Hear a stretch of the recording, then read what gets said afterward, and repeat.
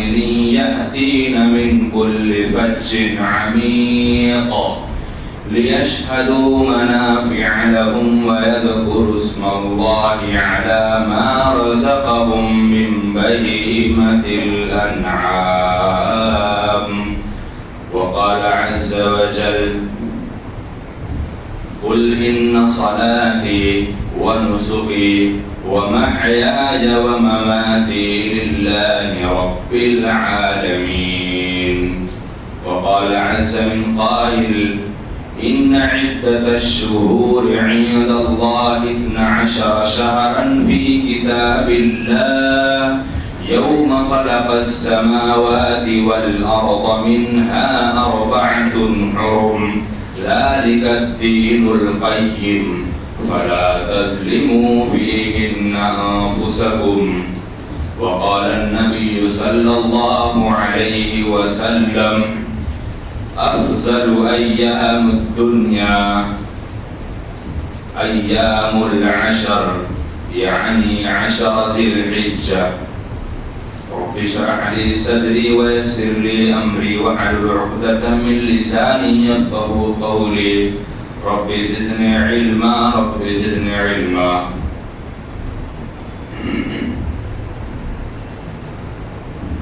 تمام قسم کی تعریفات، بڑائی، بزرگی،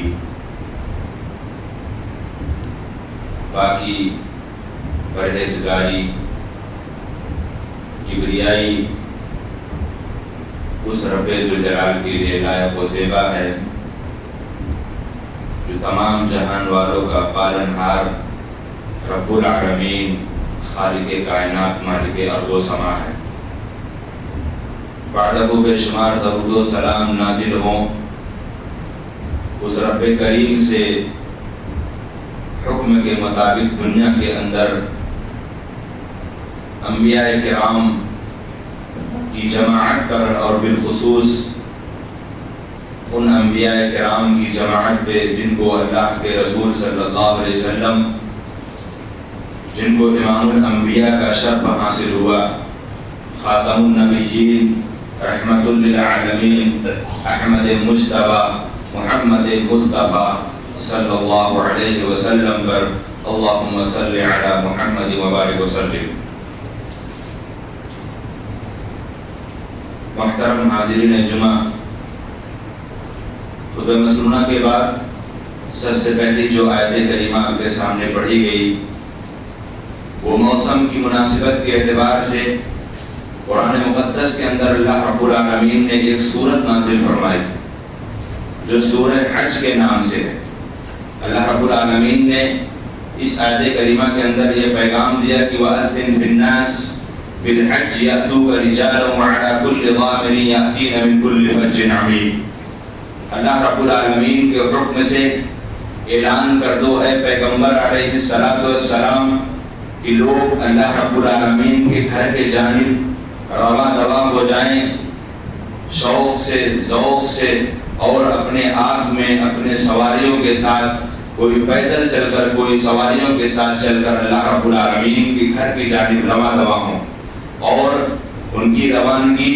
اور ان کے سفر کا عالم یہ ہوگا کہ وہ اپنی اونٹنیوں پر اس قدر لمبے دور دراز سے آنے کی بنیاد پر ان کی اونٹنیاں تھک کر دبلی پتلی ہو گئی ہوں گی. لِيَشْهَدُوا مَنَافِعَ لَهُمْ وَيَذْكُرُوا اسْمَ اللَّهِ، تاکہ اللہ رب العالمین ان کو دنیاوی زندگی اور اخروی زندگی کا کیا فائدہ ہے اللہ رب العالمین ان کو بتائے. لِيَذْكُرُوا اسْمَ اللَّهِ فِي أَيَّامٍ مَعْلُومَاتٍ، جو ایام اللہ رب العالمین نے معلومات، ایام اللہ تعالیٰ نے ان کے لیے متعین کر دیا ہے، بتا دیا ہے، ان معلومات ایام کے اندر لِيَذْكُرُوا اسْمَ اللَّهِ، وہ اللہ رب العالمین کا ذکر کریں گے. اس ایام معلومات سے مراد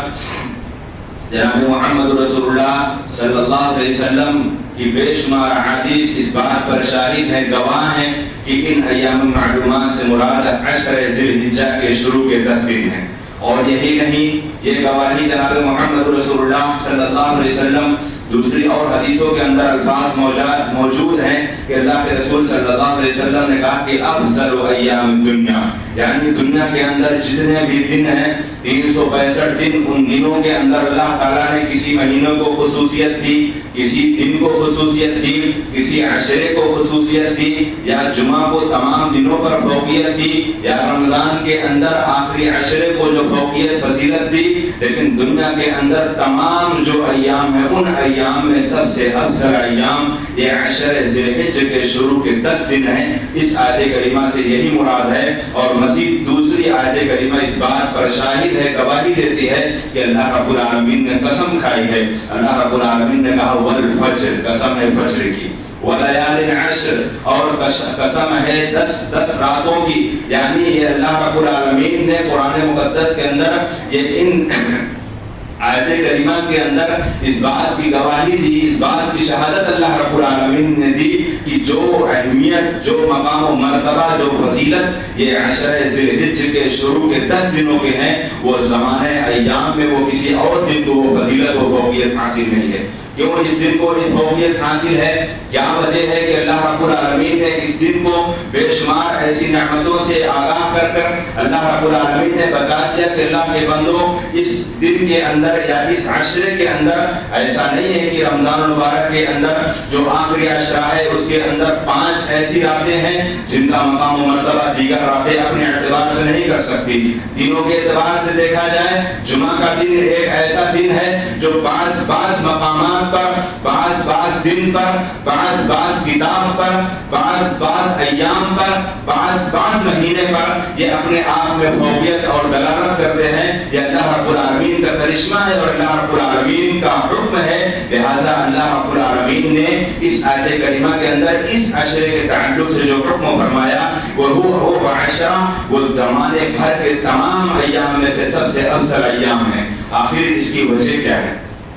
ان کی وجوہات کیا ہیں؟ انہی وجوہات کو چند جو وجہ ہیں ان کو جاننے کی آپ کے سامنے چند اللہ رب العالمین کی آیت کریمہ اور پیارے رسول صلی اللہ علیہ وسلم کی احادیث مبارکہ کو اپنے سامنے لے کر کھڑا ہوا ہوں۔ اللہ رب العزت سے دعا ہے کہ اللہ ان آیت کریمہ اور ان احادیث مبارکہ کو حق کے ساتھ آپ کے سامنے رکھنے کے اللہ توفیق عطا فرمائے، اور جو ہم حق سنیں یا ہم حق پڑھیں اللہ تعالیٰ کا ما حق ہو اس پر ہمیں عمل پیرا ہونے کی توفیق عطا فرمائے۔ اللہ رب العالمین نے قرآن مقدس کے اندر جب اس آیت کریمہ کا اتنا بڑا مقام و مرتبہ بتایا کہ یہ عشرہ بڑا عظیم اور اہمیت کا حامل ہے، بڑی فضیلت کے دن ہیں یہ 10 دن بڑی اہمیت اور مقام مرتبے والے دن ہیں، تو سب اس کی 2 وجہ ہو سکتی ہیں۔ پہلی وجہ یہ ہے کہ اللہ رب العالمین کی مشیت ہے، اللہ کی مرضی ہے، اللہ رب العالمین مالک ہے، اللہ رب العالمین خالق ہے، اللہ رب العالمین کی ذات کے ساتھ کوئی شخص اس کے معاملات میں، اس کی خلقت میں، اس کی تقدیر میں، اس کی طاقت میں، اس کی قدرت میں کوئی شخص اس کا ہم پلہ نہیں ہو سکتا۔ یہ تو ہمارا عقیدہ ہے، یہ ہمارا ایمان ہے کہ اللہ تعالیٰ نے دنوں میں جن دنوں کو افضل قرار دیا، مہینوں میں جن مہینوں کو افضل قرار دیا، یا کچھ ایسے خاص 4 مہینے جن کو اللہ رب العالمین نے حرمت والا مہینہ قرار دیا، جیسا کہ آپ کے سامنے تیسری آیت کریمہ پڑھی گئی خطبہ مسنونہ کے بعد اللہ نے کہا ان عدۃ الشہور عند اللہ 12 شہرا فی کتاب اللہ یوم خلق السماوات والارض منها 4 حرم ذلك الدین القیم فلا تظلموا فیہن انفسکم۔ ویسے تو اللہ کے بندوں کو دنیا کے تمام ایام کے اندر ایک دوسرے پر ظلم کرنے سے، گناہ کرنے سے، شرک کرنے سے، بغاوت کرنے سے، نافرمانی کرنے سے، عداوت اور دشمنیاں اپنے اندر پیدا کرنے سے اللہ نے تو پوری زندگی منع کیا، لیکن جب خاص بات آ جاتی ہے ان حرمت والے مہینوں میں، جو مہینہ آج سے انشاءاللہ ہمارے اوپر سایہ فکن ہوگا، یہ عشرہ جو عشرہ آج ہمارے اوپر سایہ فکن انشاءاللہ ہوگا، وہ عشرہ بڑا ہی حرمت والا عشرہ ہے۔ ایسے زندگی کے تمام ایام ہمارے لیے حرمت والے تو ہیں، لیکن اللہ رب العزت نے جو خاص کر کے بتا دیا ان عشروں کے اندر، ان حرمت والے مہینوں کے اندر اور ان مقدس والے ایام کے اندر، اپنی زندگیوں کے اندر کبھی بھی جان بوجھ کر کوئی ایسا عمل نہ کرنا کہ اللہ رب العالمین ناراض ہو جائے۔ اللہ رب العالمین کے غضب کے مستحق وہ لوگ ہوتے ہیں یا اللہ رب العالمین کو ناراض کرنے والے وہ اعمال، وہ کارنامے ہوتے ہیں جو ہم بندوں کی زندگی کے اندر پائے جانے والے اصول اور ہم بندوں کی زندگی کے اندر پائے جانے والے ہمارے کالے کرتوت کارنامے جو ہوتے ہیں یہ رب العالمین کو ناراض کرنے والے اعمال ہوتے ہیں۔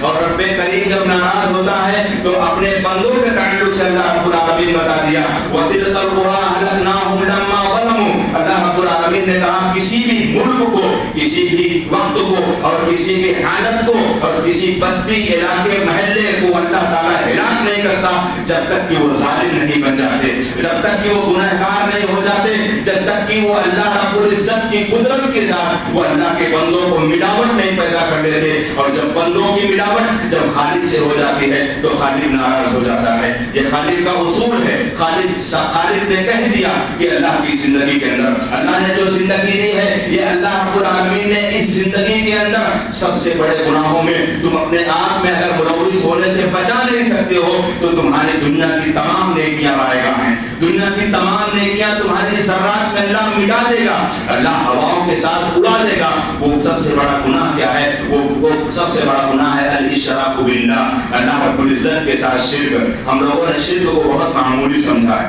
ہم لوگوں نے شرک کو بہت معمولی سمجھا ہے۔ اس زمین پر سب سے بڑا اگر گناہ کوئی ہے تو شرک ہے، اور اللہ رب العالمین کی ناراضگی کا سبب اگر سب سے بڑا کچھ ہے وہ شرک ہے۔ اور اللہ تعالیٰ کے ساتھ شرک کرنے والا وہ اللہ کی عبادت کرتا ہے تو اللہ اس سے خوش نہیں ہوتا۔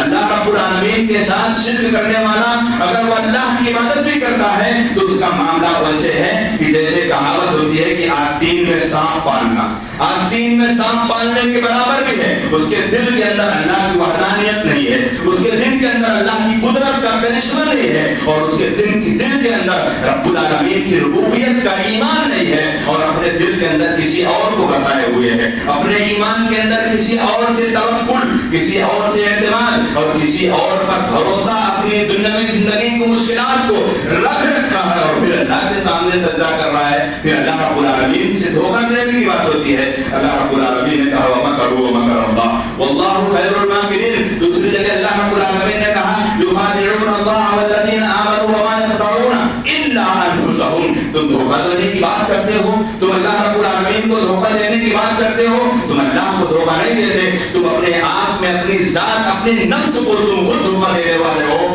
اور جو بندہ اللہ رب العالمین کو چھوڑ کر وہ کسی غیر کی عبادت کرے یا اللہ رب العالمین کی عبادت تو کر رہا ہے لیکن دل کے اندر غیر اللہ کا احترام بھی باقی ہے، اگر غیر اللہ کا احترام بھی باقی ہے عبادت کے تعلق سے، عقیدت و محبت کے تعلق سے، آج عقیدت و محبت کا بول بالا یہ چل رہا ہے کہ دنیا کی زندگی کے اندر اگر رب العالمین کی نعوذ باللہ اگر نافرمانی ہو رہی تو ہو جائے، محمد رسول اللہ کی سنت کی اگر گستاخی ہو رہی تو ہو جائے۔ سلمان اپنے ضمیر میں یہاں تک پڑھ گیا ہے کہ اپنے معاملات کو کمپرومائز کرنے کو تیار ہے لیکن وحدہ لا شریک کے معاملات کو اس کو ایکسپٹ کرنے کو تیار۔ ہمارا ضمیر، یہ ہمارا رویہ، یہ ہمارے کالے کارنامے کرتوت بتا رہے ہیں کہ ہمارے ملک کی حالات اللہ رب العالمین کس قدر طریقے سے اللہ تعالیٰ بناتا چلا جا رہا ہے، یہ ہم خود اپنے آپ میں اس کا جائزہ، اس کا محاسبہ لینے کے لیے کافی ہے۔ الغرض بات اپنی وہاں تک نہیں جانے کی، بات اپنی یہاں چل رہی ہے کہ اللہ رب العزت نے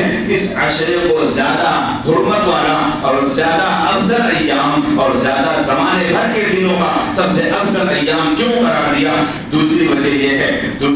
یہ ہے کہ زمانے بھر کی تمام نیکیاں، زمانے بھر کی تمام عبادتیں آپ جب چاہو کرنا چاہو کر لو، لیکن اس عشرے کے اندر اللہ رب العالمین نے کچھ ایسی عبادتوں کو، کچھ ایسی ریاضتوں کو اللہ نے جمع کر دیا ہے۔ اللہ نے ساری عبادتوں کو اس مہینے کے اندر یا اس مہینے کے پہلے عشرے کے اندر اللہ نے بے شمار ایسی عبادتوں کو جمع کر دیا ہے جو عام اپنی پوری زندگی کے اندر یا عام ایام میں آپ ان عبادتوں کو نہیں کر سکتے ہو، یا اگر کر بھی لوگے تو آپ یا تو سنت کے باغی ہوگے یا رب العالمین کی عداوت کرنے والے ہوگے۔ مثال کے طور پر سب سے پہلا معاملہ حج بیت اللہ،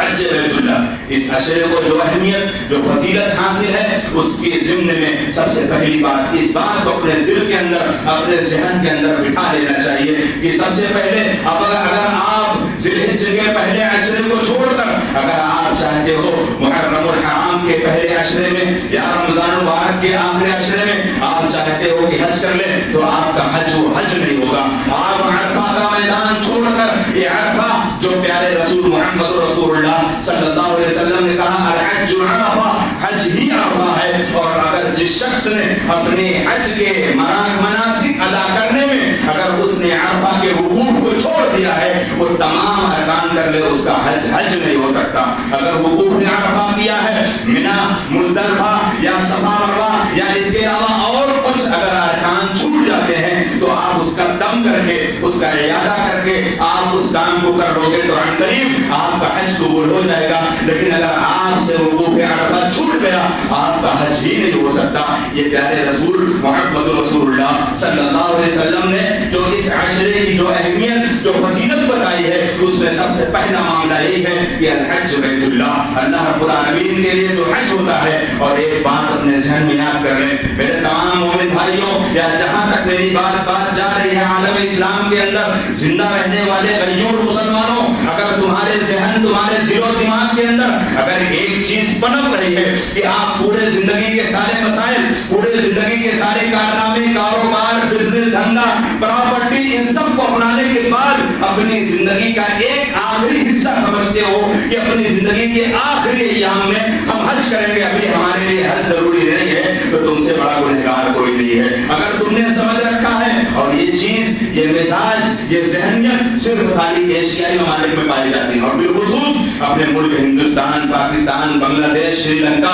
ان ممالک کے اندر اکثر و بیشتر حجاج کرام یہ بوڑھے عمر میں پہنچا کرتے ہیں، جوانی کے عالم میں یہ عمروں میں نہیں پہنچتے ہیں. اللہ نے ان کو علم بھی دیا، اللہ نے ان کو دولت بھی دی، اللہ نے ان کو مال بھی دی، اللہ نے ان کو جسمانی طاقت و قوت دی ہے جو دو شرطوں پر مشتمل ہے حج والی عبادت. اللہ رب العالمین نے کہا کہ بے شک الزاد والراحلہ یعنی حج کے سفر کے لیے دو چیز لازم ملزوم ہے. اللہ نے جسم کی طاقت دی ہے اور اللہ نے مال کی طاقت دی ہے. اپنے گھر سے اللہ کے گھر حج بیت اللہ تک امن شانتی سلامتی عافیت سے جا سکتے ہو، پورا خرچے کے ساتھ خود کے مال سے آ سکتے ہو اور حج نہیں کرتے ہو اس کو مؤخر کرتے ہو. یقین مانو آپ نے اللہ رب العالمین کے اس فرمان کا انکار کیا ہے جس کو اللہ رب العالمین نے کہا من استطاع الیہ سبیلا. یہ ہمارے ملک کا مزاج ہے. اب آؤ آج دنیا کے تمام ممالک کے اندر جاؤ دیگر تمام ممالک کے اندر اگر آپ الحمدللہ ہم میں سے بے شمار ایسے لوگ اس حج بیت اللہ کی سعادت مندی یا حج کی نیت سے یا عمرے کی نیت سے جن لوگوں کو اللہ رب العالمین نے وہ سعادت بخشی ہے اور اللہ نے جن کو نہیں بخشی اللہ ان کو بھی اس نعمت سے مالا مال فرمائے. جو ابھی حج بیت اللہ کی سعادت مندی سے محروم ہے رب ذوالجلال میں تجھ سے دعا کرتا ہوں کہ اللہ یہ تمام عالم اسلام میں جو اس گھر کے اندر پہنچنے کے اللہ رب العالمین طاقت بھی نہیں رکھتے ہیں اللہ تو اپنی رحمت سے اپنی قدرت سے ان کو اس گھر کا اللہ رب العالمین تو دیدار کرا. یقیناً آپ دیکھیں دنیا کے تمام ممالک کے اندر آپ دیکھیں اگر آپ اس حج بیت اللہ کا اگر آپ طواف کرتے کرتے آپ نے اپنے دل و دماغ میں دیکھا ہوگا اپنی آنکھوں سے آپ نے دیکھا ہوگا کہ نوجوان ہٹے کٹے نوجوان جوانی کے عالم میں وہ حج بیت اللہ کا طواف کر رہے ہیں. پوچھا جاتا ہے کہاں سے آئے ہو پتہ لگتا ہے کوئی افریقہ سے ہے کوئی سودان سے ہے کوئی ملیشیا سے ہے کوئی مصر سے ہے کوئی عراق سے ہے کوئی بغداد سے ہے. یہ سارے کے سارے ممالک کے اندر اکثر و بیشتر جوانی کے عالم میں وہ سب سے پہلے فوقیت دیتے ہیں کہ اللہ نے مال دیا اور اللہ نے جسم کی طاقت دی پہلے حج بیت اللہ.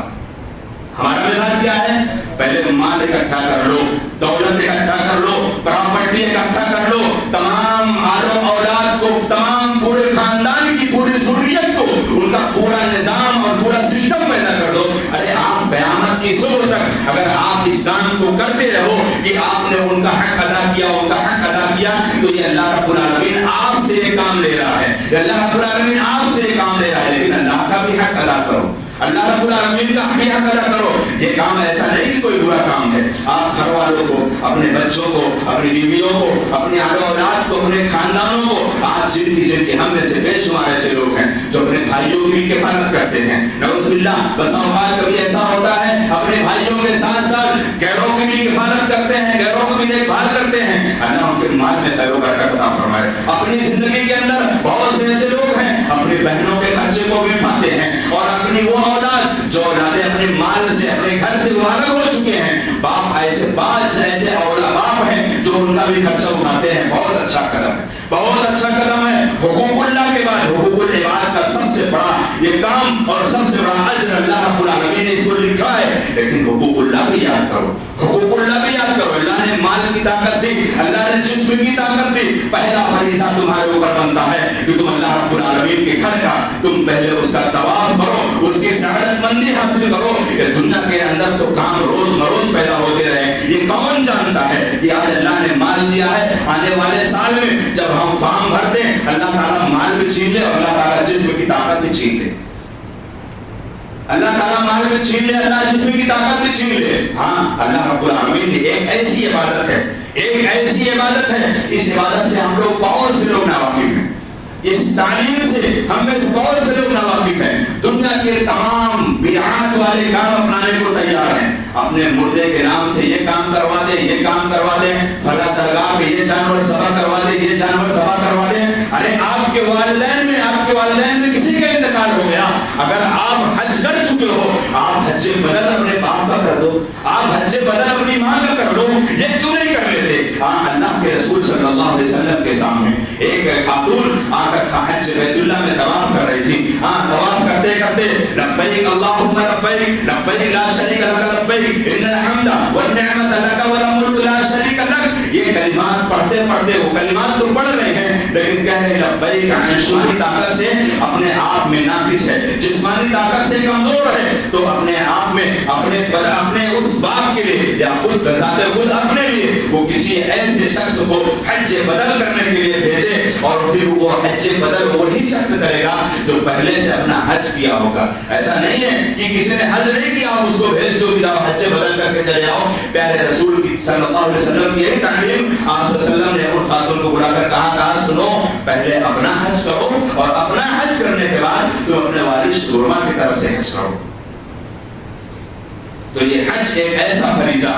جو اللہ رب العالمین اسی عشرے کے اندر اللہ رب العالمین نے اس کے اندر تمام مناسک کو ادا کرنے کا حکم دیا ہے. اگر کوئی اس کے بعد والے عشرے میں ذی الحجہ کے مہینے کے اندر ہی اگر کوئی 11, 12, 13, 14, 15 کے بعد اگر کوئی چاہے کہ ہم حج کے مناسک ادا کرنے لگے, 20 ذی الحجہ کو جا کر وقوف عرفہ کرنے لگے, منی کے اندر 22 کو ٹھہر جائے, مزدلفہ میں چلا جائے, جمرات کو پتھر کنکریاں مارنے چلا جائے, 20, 22, 23, 24, کیا یہ اپنے آپ میں حج اس کا ادا ہو سکتا ہے؟ اس کا حج ادا نہیں ہو سکتا. حج اس کا حج نہیں ہوگا, کیونکہ جناب محمد رسول اللہ صلی اللہ علیہ وسلم نے اس عشرے کے اندر جو سب سے بڑی عبادت کی بنیاد پر یہ عشرہ افضل ایام قرار دیا, اور یہی وہ عشرہ ہے جس عشرے کے اندر ایک ایسا دن آتا ہے جس دن کو عرفہ کہا جاتا ہے. اور محمد رسول اللہ صلی اللہ علیہ وسلم نے کہا الحج عرفہ, یعنی عرفہ کا ٹھہرنا وقوف عرفہ ہی حج ہے. اور یہ وہ عرفہ کا دن ہے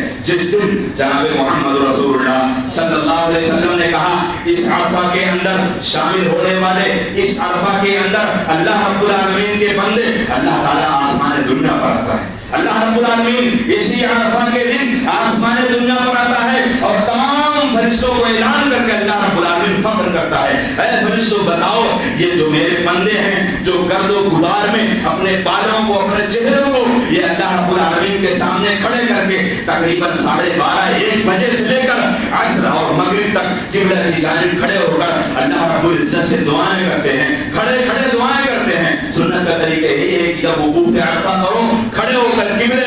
قبلہ رخ ہو کر آپ دعائیں کرتے رہو. اللہ کی قسم پوری زندگی کے اندر کسی ایسے انسان کو اتنی لمبی دعا کرنے کی توفیق نہیں ملتی ہوگی جو اللہ تعالیٰ وہ توفیق وقوف عرفہ میں دیتا ہے. شاید 5 گھنٹہ 6 گھنٹہ مسلسل اللہ رب العالمین سے دعائیں کرتے رہنا. اور جناب محمد رسول اللہ صلی اللہ علیہ وسلم نے کیا تعلیم بتائی ہے. اللہ رب العالمین نے قرآن مقدس کے اندر کہا وَإِن مِّن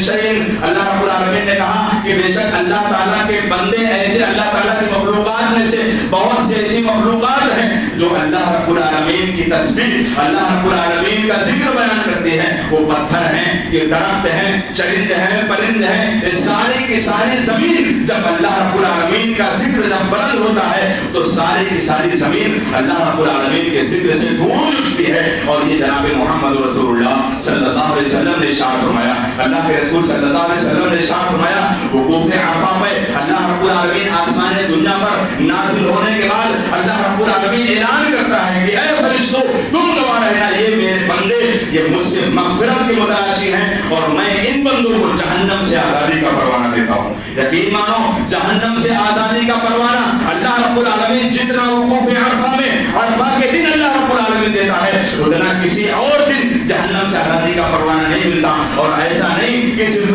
حاجیوں کے لیے ہے، غیر حاجی بھی پیارے رسول صلی اللہ علیہ وسلم نے ارشاد فرمایا کہ گزشتہ انبیاء یعنی گزشتہ جتنے انبیاء کرام گزرے ہیں اور میں محمد رسول اللہ یعنی اللہ کے رسول صلی اللہ علیہ وسلم کہہ رہے ہیں اس وقوف عرفہ کے اندر ٹھہر کر جو دعائے توحید جو اللہ کے رسول صلی اللہ علیہ وسلم کو سکھائی گئی ہے اس دعا کو پڑھنے والا ایک ایک اللہ رب العالمین کا بندہ بخش دیا جاتا ہے اور اللہ تعالیٰ اس کو جنت میں لگا دیتا ہے. وہ دعا کیا ہے؟ اس دعا کو ہم بھی پڑھیں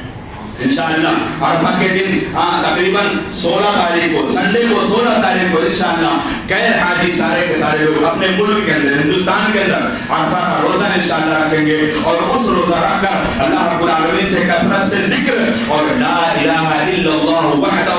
لا شریک لہ لہ الملک ولہ الحمد وہو علی کل شیء قدیر. یہ دعا اس دعا کے اندر توحید کی جامعیت ہے، اس دعا کے اندر توحید کا پیغام ہے اور اللہ رب العالمین کے ذکر کا پیغام پوری دنیا کے گوشے گوشے میں جب ہوتا ہے اللہ رب العزت اتنا خوش ہوتا ہے، اللہ خوش ہو کر اعلان کر دیتا ہے کہ ابھی اس وقوف عرفہ سے پہلے جن لوگوں کا نام جہنمیوں میں تھا اللہ ان کا نام جہنم سے ہٹا کر جنتیوں میں شامل کر دیتا ہے. اس سے بڑی سعادت مندی کی بات اور کیا ہوگی؟ یہ وہی عرفہ کا دن ہے جس عرفے کے دن جناب محمد رسول اللہ صلی اللہ علیہ وسلم کے اوپر اللہ رب العزت نے آیت کریمہ نازل فرمائی الیوم اکملت لکم دینکم واتممت علیکم نعمتی ورضیت لکم الاسلام دینا. اے پیغمبر، اے محمد رسول اللہ، اے اللہ کے حبیب، آج کے دن اللہ نے آپ کے دین کو مکمل کر دیا. اللہ رب العالمین آپ کی تعلیمات جیسے اللہ تعالیٰ نے آپ کو حکم دیا آپ نے دین کا سارا کام اللہ کے بندوں تک اللہ کے حکم کے مطابق آپ نے پہنچا دیا.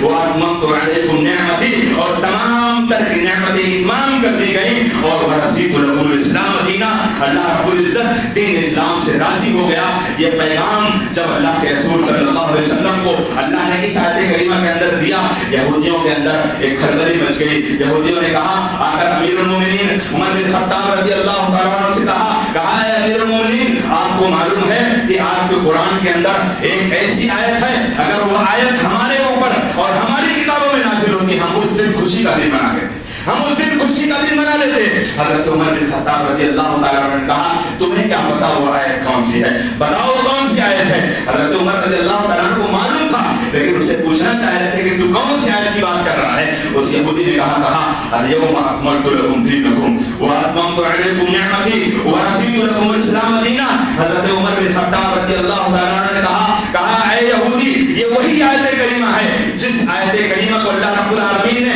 نازل فرما کر آج سے پہلے تمام بنی انسان تمام آدم کی اولاد کو اللہ رب العالمین جس عرفے کے دن اللہ تعالیٰ سے تمام انسانیت کو جمع کر کے اللہ عہد الگ سے لیا تھا وہ وہی دن یہ عرفہ کا دن ہے جس عرفے کے دن آج اللہ کے رسول صلی اللہ علیہ وسلم کے حکم کے مطابق یہ تمام 1 لاکھ سے زائد صحابہ کرام کا مجمع اور آج 1 لاکھ کی بات تو دور کی بات ہے شاید کہ عمرے کے اندر ہلکی سے ہلکی بھی تعداد پہنچتی ہوگی تو 1 لاکھ نہیں بلکہ قریب تقریباً 10-15 لاکھ سے اوپر پہنچتی ہوگی. جبکہ گزشتہ حج کا جو پورا کا پورا تخمینہ اندازہ بتایا گیا تقریباً 65 یا 66 لاکھ لوگوں نے الحمدللہ اللہ کے اس گھر کی سعادت مندی انہوں نے حاصل کی. اور حج کرنا کمال کی بات نہیں ہے، حج کرنا کمال کی بات نہیں ہے.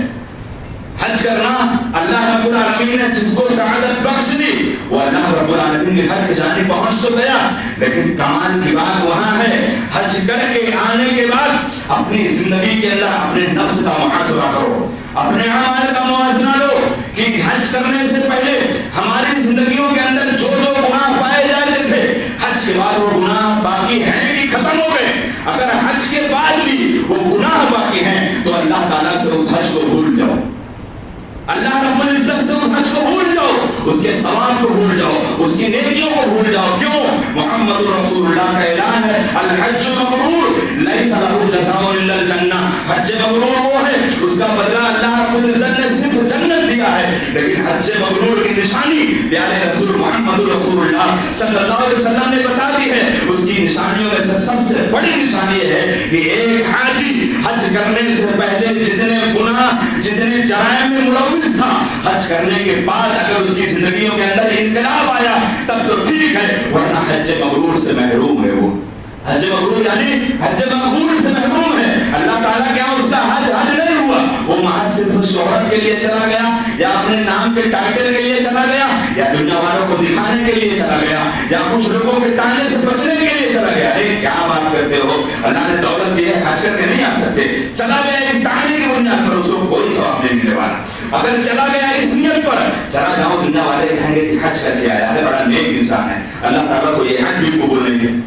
अल्लाह को हज कौन कबूल है? अल्लाह को ये हज को कबूल है। जनाब मुहम्मद रसूलुल्लाह सल्लल्लाहु अलैहि वसल्लम ने इरशाद फरमाया, बुनियल इस्लाम अला खम्स शहादत अल्ला इलाहा इल्लल्लाह व अन्ना मुहम्मदुर रसूलुल्लाह इकामिस सलात व इताइज ज़कात व सौम रमज़ान व हज्जिल बैत मन इस्तताअ इलैहि सबीला। दिल के अंदर अल्लाह की रज़ामंदी, उसकी खुशनुदी उसी तरीके से हासिल हो जैसे वुकूफ़ अरफा में खड़े होकर एक अल्लाह के सामने, दुनिया का कितना बड़ा गुनहगार क्यों ना हो, दुनिया का कितना बड़ा मुजरिम क्यों ना हो, अगर वो हज के अय्याम में वुकूफ़ अरफा में खड़ा होकर अल्लाह के सामने आंसू बहाता है, ये अल्लाह का वादा है, अल्लाह उसके गुनाहों को माफ करके अल्लाह उसको जन्नत में लगा देगा, ये अल्लाह का वादा है। लेकिन फिर वही काम करे, हज करके आने के बाद भी अपनी जिंदगियों के अंदर इनकलाब ना पैदा करे, तो अपने आप में उसे डर जाना चाहिए, उसे सहम जाना चाहिए कि हमने अल्लाह की रज़ामंदी, उसकी खुशनुदी की खातिर हमने इतना काम, बड़ा काम किया है, अल्लाह की रज़ा के लिए अगर किया है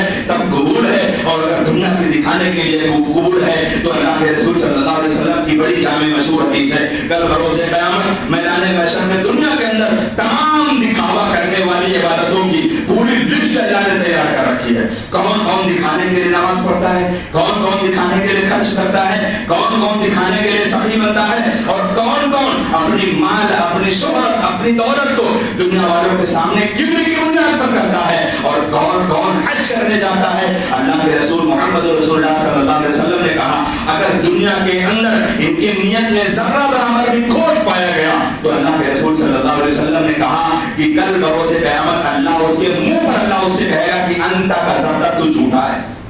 अल्लाह बोलता है तू झूठा है, ऐ फरिश्तों इसको उठाकर मुंह के बल जहन्नम में फेंक दो, क्योंकि दुनिया के अंदर इसने मेरी ताबेदारी, मेरी फरमाबरदारी की बुनियाद पर इसने हज नहीं किया। हज इसने इसलिए किया ताकि दुनिया वाले इसे हाजी कहें, या दुनिया वाले इसकी जिंदगी के अंदर इसकी तारीफ करें। ये जनाब मोहम्मद रसूलुल्लाह सल्लल्लाहु अलैहि वसल्लम को गवारा नहीं, लिहाजा ये अपनी जिंदगी के अंदर जो ये 10 दिन हैं बड़े अफसर वाले दिन हैं, और इस दिन के अंदर आप जितनी भी नेकियां करना चाहो आप करो, ये अफजल अय्याम है, क्योंकि अल्लाह रब्बुल आलमीन ने कुरान मुकद्दस के इसी सूरह हज के अंदर अल्लाह रब्बुल आलमीन ने कहा, वमन युअद्दिम शआइर अल्लाह वमन युअद्दिम शआइर अल्लाह फइन्नहा मिन तक़वल क़ुलूब। जो अल्लाह रब्बुल आलमीन के शआइर की ताज़ीम करता है, और इन अय्याम में जो 10 दिन के अय्याम हैं इनके अंदर अल्लाह ताला की बेशुमार शआइर हैं, नमाज, रोजा, हज, ज़कात, सदक़ात, अपनी जिंदगी के अंदर कसरत से जिक्र और अज़कार, कुरान अल्लाह की एक ऐसी सुन्नत जो तमाम दुनिया के अंदर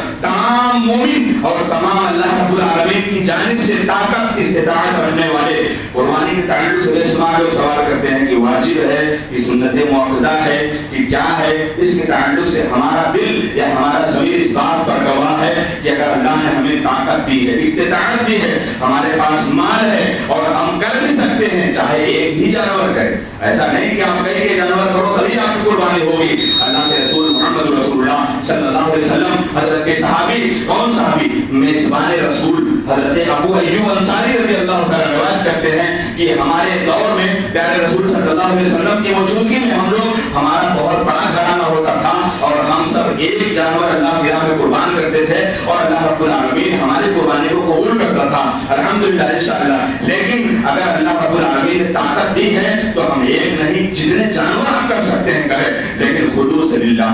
خالصۃ لوجہ اللہ, اللہ کی رضا اور اس کی قربانی اور اس کے مقصد کی, جو اللہ رب العالمین نے کہا لن ینال اللہ لحومها ولا دماؤها ولکن ینالہ التقوی منکم, نہ تمہارے گوشت نہ تمہارے لوتھڑے نہ تمہارے چمڑے اللہ کو کچھ نہیں پہنچتا, اللہ کو یہ پہنچتا ہے تمہارا دل کا پیمانہ کون سا ہے, تمہارے دل کا ترازو کون سا ہے, وزن کیا ہے کہ کس بنیاد پر تم تین جانور اور ایک نمائش. اللہ کے رسول محمد رسول اللہ صلی اللہ علیہ وسلم نے کہا جانور کو خریدنے کے بعد معاشرے میں بستیوں میں محلوں میں نمائش کرنا یہ ناجائز ہے, ناجائز ہے. ہمارا بکرا 50,000 کا ہے, ہمارا 1.5 لاکھ کا ہے, ہمارا بکرا 20,000 کا ہی کیوں نہیں ہے. ہم پوشیدگی سے اللہ کی رضامندی کے لیے قبول ہم کر رہے ہیں قربانی, سامنے والے کا بکرا 1.5 لاکھ کا وہ دکھانے کے لیے کر رہا ہے, اس کی قربانی بیکار ہے, آپ کی قربانی افضل اور اعلیٰ ہے. یہ اصول اللہ تعالیٰ نے بتایا ان اللہ لا ينظر الى صوركم واجسامكم ولكن ينظر الى قلوبكم. اللہ نہ تمہارا چہرہ دیکھتا ہے نہ تمہارے جانوروں کے چہرے دیکھتا ہے, نہ اللہ رب العالمین تمہارا کوئی ایسا عمل دیکھتا ہے, اللہ دیکھتا ہے تمہارے دل کے اندر کیا ہے. اور دل کے پیمانے پر جناب محمد رسول اللہ صلی اللہ علیہ وسلم نے اعلان کیا تھا 3 مرتبہ التقوی ها هنا التقوی ها هنا التقوی ها هنا. تقوی یہاں سے ہے, دل سے ہے. دل کے ارادے جب تقوی کے اندر جب پیدا ہوتی ہے, اس کی قوت جب پیدا ہوتی ہے, اللہ رب العالمین عرش سے اعلان کر دیتا ہے کہ اللہ کے بندے کے اندر یہ خلوص یہ تقوی ہے جس کی بنیاد پر وہ اللہ کی رضامندی کے لیے قربانی کر رہا ہے. اور ایک حدیث اور آخری حدیث جناب محمد رسول اللہ صلی اللہ علیہ وسلم کے صحابی رسول حضرت عقبہ بن عامر رضی اللہ تعالیٰ عنہ, بخاری شریف کے اندر حدیث موجود ہے. اس سنت کو شاید کہ اپنے ملک کے اندر ہوتی ہو, شاید کہ اپنے ملک کے اندر ہوتی ہو یہ سنت. پیارے رسول محمد رسول اللہ صلی اللہ علیہ وسلم قربانی کے جانوروں کو اپنے ساتھیوں میں خرید کے تقسیم کرتے تھے, ہوتی ہے یہ سنت.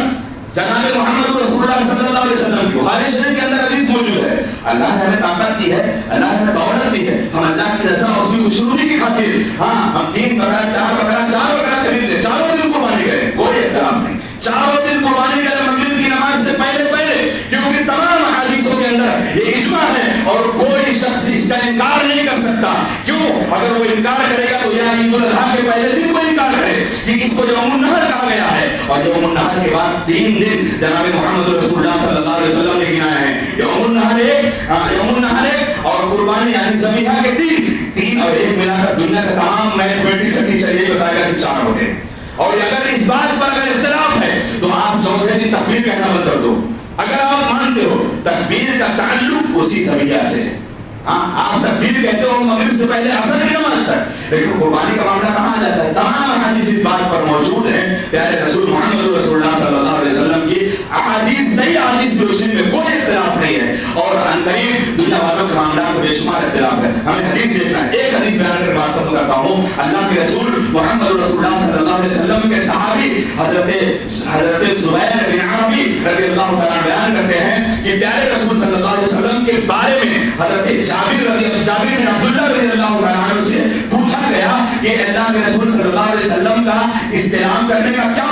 واقعہ ہو رہا تھا, کیا طریقہ تھا استلام, یعنی خانہ کعبہ کے اندر جو حجر اسود لگا ہے اس کو چومتے تھے یا آپ صلی اللہ علیہ وسلم اس کو سلام کرتے تھے. تو اللہ کے رسول صلی اللہ علیہ وسلم کے صحابی نے کہا کہ رأیت رسول اللہ صلی اللہ علیہ وسلم یستسلمہ ویقبلہ, کبھی میں دیکھتا تھا کہ آپ صلی اللہ علیہ وسلم چوم لیتے تھے اور کبھی میں دیکھتا کہ آپ استلام کر لیتے, یعنی دور سے.